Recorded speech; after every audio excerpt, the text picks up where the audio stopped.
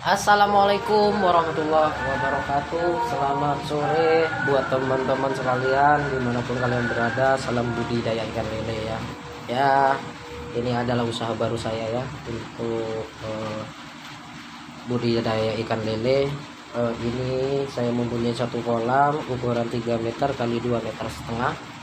Satu kolam yang 2 meter setengah kali 2 meter setengah, dua kolam.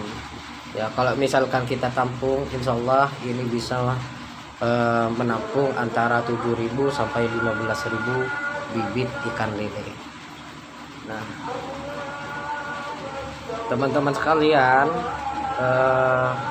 ini memang saya pemula ya untuk terjun di dunia bisnis untuk budidaya ikan lele. Namun jangan pernah khawatir, teman-teman sekalian, jangan pernah khawatir kalau misalkan mau mengembangkan bisnis apapun itu, jangan pernah takut gagal, karena dari kegagalan itu kita bisa belajar lagi gitu. Nah, teman-teman sekalian, ini untuk ukuran 3 kolam ini saya masih menampung kurang lebih 3.000 ikan lele ya. Nah, ini sudah saya sortir tadi ya, hari ini sudah saya sortir. Ini kisaran antara 1.200 yang siap panen untuk bulan depan. Ini ukurannya sudah antara 14 sampai 16 cm. Nah, teman-teman sekalian, untuk pemula jangan pernah takut untuk mengembangkan usaha kita. Yang penting kita mempunyai suatu kemauan di mana kita bisa mengembangkan usaha kita sendiri ya.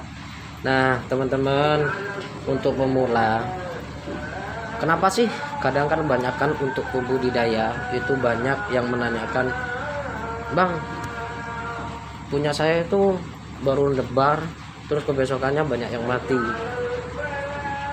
Nah, itu adalah faktor penyebab utama ya untuk kita itu, waduh, kita bakalan rugi ya kan. Tapi kita kalau misalkan kita mencari solusinya, apa sih solusinya yang perlu kita harus lakukan ketika kita mengalami suatu kegagalan. Misalkan kita itu mempunyai bibit ikan lele 3.000, tapi setiap harinya itu tingkat kematiannya itu bisa antara 20 sampai 30% ya. Nah, saya kasih tahu untuk teman-teman sekalian, kalau misalkan ikan lele itu banyak yang mati ya, banyak yang mati, jangan pernah lupa untuk menaburi garam krosok atau garam kasar. Itu jangan garam halus ya, karena itu fungsinya itu garam untuk membunuh bakteri yang ada pada kolam ya.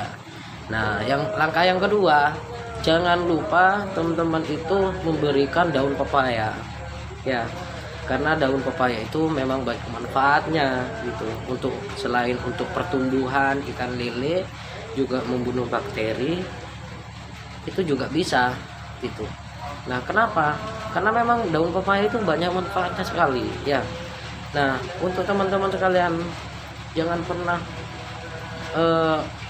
lupa, jangan pernah panik ketika ikan lele kita itu banyak yang mati.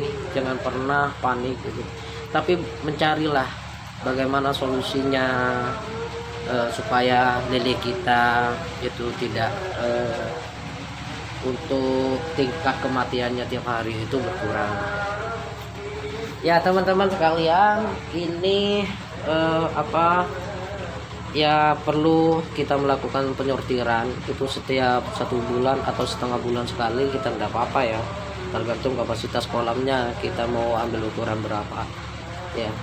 Karena apa? Karena otomatis lah setiap bulan itu pasti ada yang besar, ada yang kecil gitu, karena tingkat pertumbuhannya itu memang berbeda gitu. Namun teman-teman sekalian, untuk budidaya ikan lele jangan pernah takut untuk mengalami suatu kegagalan ya. Kita itu harus belajar lagi dari kegagalan. Kalau misalkan kenapa sih kita itu banyak mati tiap hari, kisaran antara 20 sampai 30, waduh, kadang kita itu panik.